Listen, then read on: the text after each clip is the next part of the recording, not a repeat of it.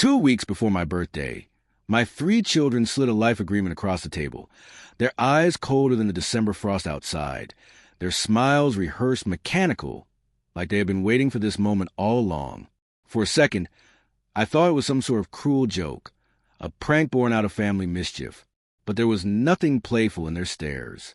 The papers, thick and stapled neatly, sat like a stone between us. I had raised these children on my back in sweat, through the collapse of a marriage, the loss of my parents, and nights when the lights nearly went out. And here they were, my flesh and blood, talking in polite, calculated voices about long-term care and ensuring everyone's security. What they meant was control. They wanted me bound, managed, and silenced before I had even blown out the candles on my next birthday cake. They didn't know. They didn't know about the ranch.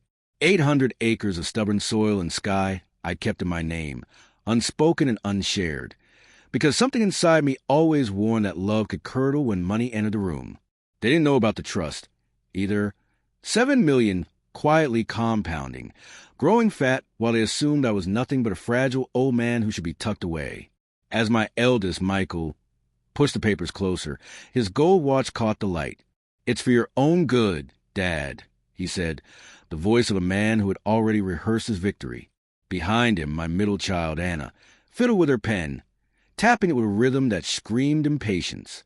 My youngest, Claire, smiled the most sweetly of all, the kind of smile you use when you're lying to someone who used to rock you to sleep.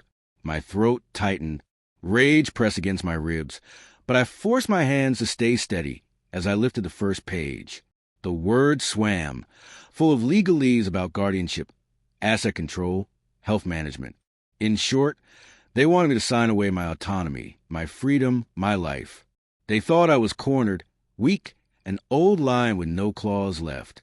For days after, I played the part they expected. I let them believe I was shaken, docile, debating the papers as though the weight of their betrayal might break me. I let Anna bring me tea and asked gently if I was thinking clearly. I let Claire hug me a little too tightly, whispering that it was best for everyone. I let Michael lecture me about avoiding future messes. But while they plotted, I planned. I drove out to the ranch one crisp morning, alone. The air smelled of cedar and dust, of freedom.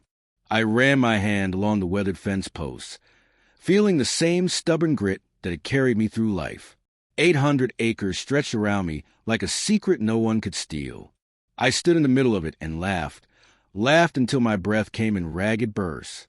They thought they could cheat me, but they had no idea how much I still held. The trust was another matter. I had built it quietly after the divorce, investing carefully, hiring advisors who value discretion over flash. It was my insurance against the very moment I now faced. $7 million, invisible to the children who believed they knew everything about me. 7 million reasons I would never be forced into a corner. The betrayal cut deep, though. Nights became a battleground of memories. I would see Michael as a boy, his small hand in mine at the county fair. I would hear Anna's laughter when she first learned to ride a bike. I would remember Claire, curled up against my chest after a thunderstorm, whispering, "Don't let go, Daddy." How had those children grown into strangers who saw me as an obstacle rather than a father? 2 weeks later, on the morning of my birthday, they gathered again, papers ready, pens gleaming. They expected an old man, broken down by the weight of decision. Instead, I walked into the room with a quiet power they didn't recognize. I didn't sit immediately. I let the silence stretch, my eyes moving from one face to the next, searching for any flicker of remorse. Michael cleared his throat. "Dad, we really need to finalize this." I sat down slowly, folded my hands, and smiled in a way that made all 3 of them shift uncomfortably. Then I spoke. I've been thinking a lot about what it means to trust your family. It's funny, really. Trust is invisible. You never notice it until it's gone. I leaned forward. "But speaking of trust, did you know I still hold one worth $7 million? No? I suppose I forgot to mention that.